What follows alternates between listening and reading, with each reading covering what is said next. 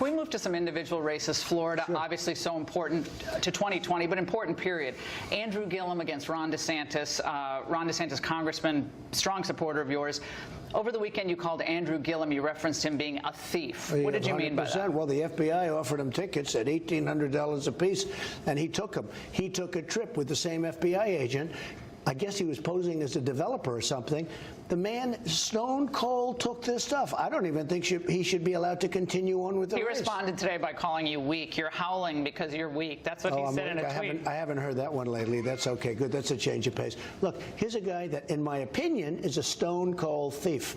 And his city, Tallahassee, is known as the most corrupt in Florida and one of the most corrupt in the nation. He's a disaster, and how he's even close to being tied is hard to believe. But Florida can't have. If Florida has a governor like that, and I know Florida better than I know practically anywhere, Florida will become Venezuela. It will be a disaster.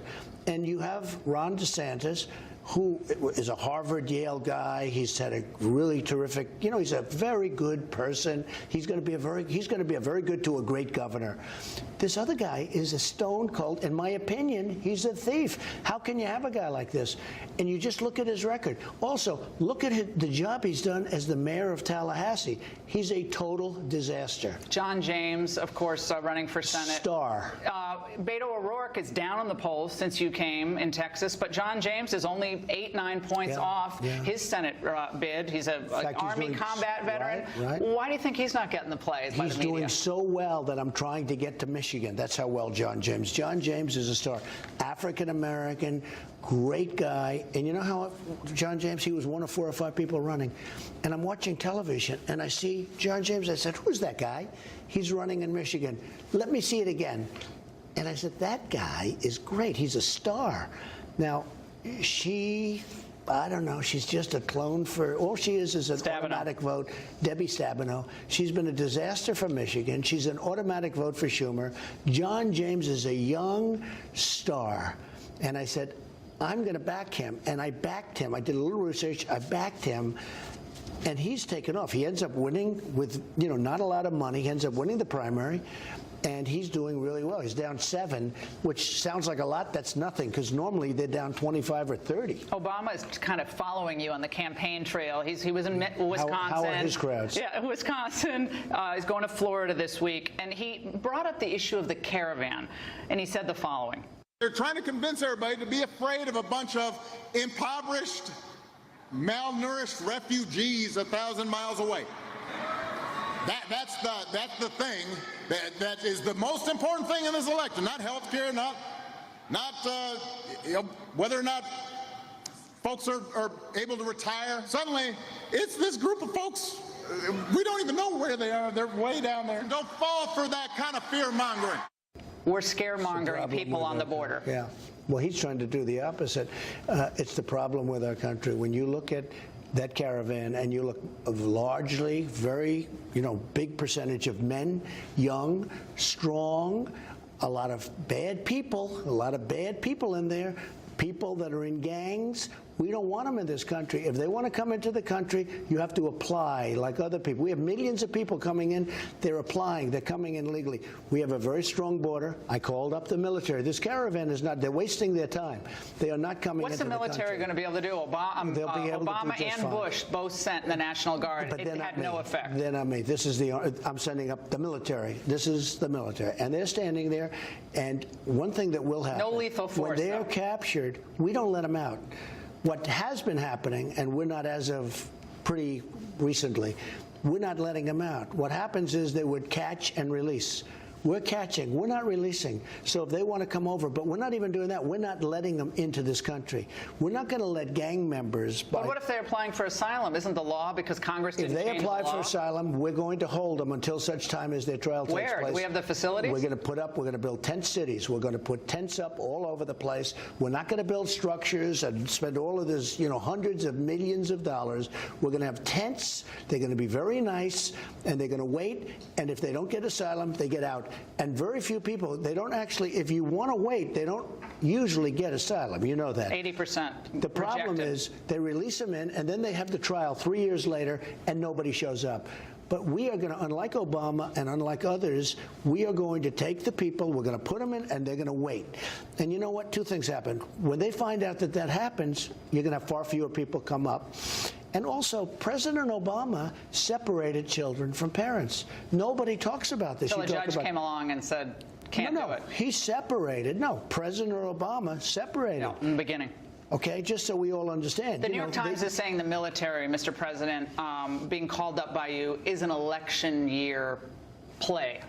We're Is being this invaded. politics or is this real? When you look at that, thousands of people. Somebody said, you know, now on that one they build it down. I'm pretty good at figuring out how many people.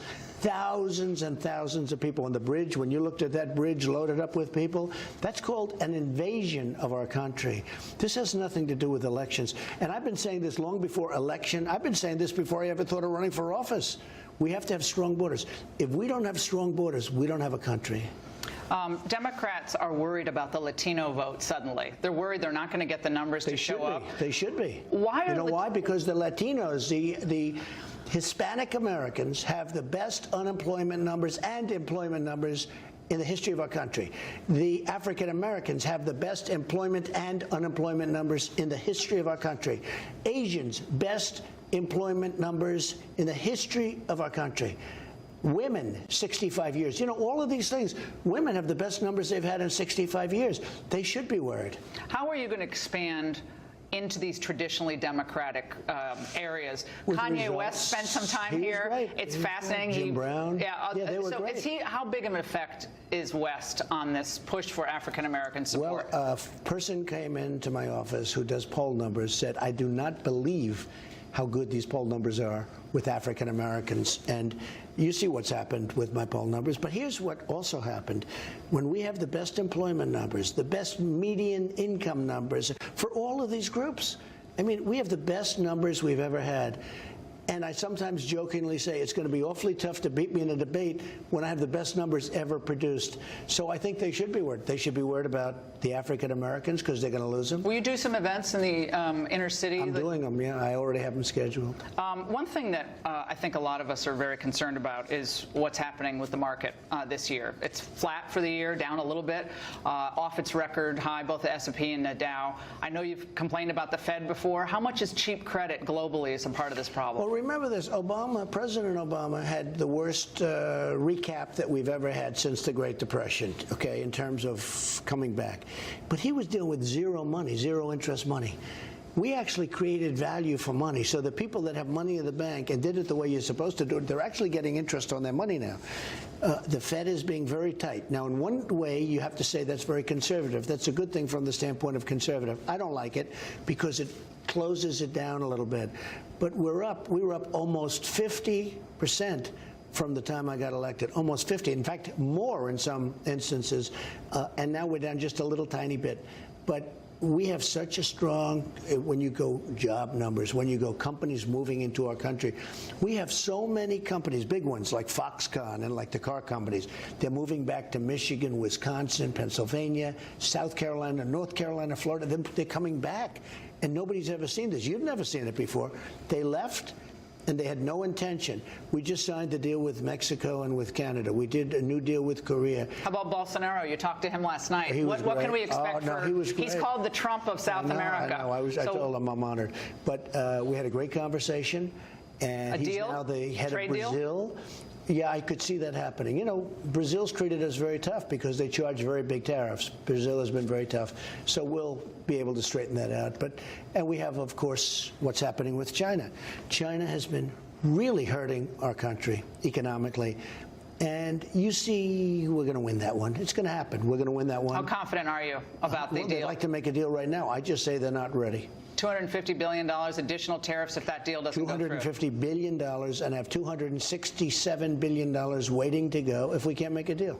Are you optimistic? Scale of 1 to 10. I think that we will make a great deal with China, and it has to be great because they've drained our country. We have really helped rebuild China. They've been taking out an average of $500 billion. a year for many years. Not going to happen anymore.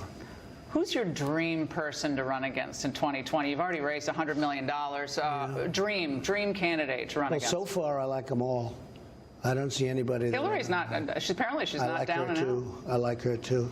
I'd be very happy with Hillary. I like them all. I don't see anybody that I wouldn't enjoy running against. And, that could happen, but I don't see it right now. A couple other questions Fox viewers really want to know.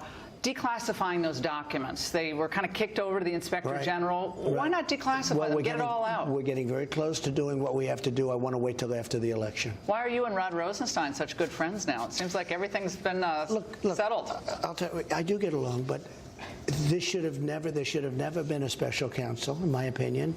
It's an illegal investigation, totally. A lot of people agree with me. A lot of people on your show and on other shows agree. There was no collusion. There was never any collusion. It shouldn't have ever happened. But with all of that being said, I do get along, and I have made everything available. You know why? Because I have nothing to do with Russia. Hillary was a lousy candidate, and I did a very good job. You're going to do written questions, written answers? She didn't go to Wisconsin. She didn't go to Michigan enough. She didn't do what she had to do to win. And it's just one of those things. But we have nothing to do with Russia, and I think you probably know that almost better than anybody. The written questions to Mueller's, written answers to his questions. I mean, it's ridiculous that I have to do anything because we didn't do anything. But we will probably do something, yes, where we'll respond to some questions. How's Melania doing? She's doing fantastically, really good. She's doing a great job. Just got back from Africa, and she saw some things that were very eye-opening and tremendous poverty. So we're trying to help. Thank you, sir. Thank you very much. For your time. Thank you. Thank you. Really appreciate it.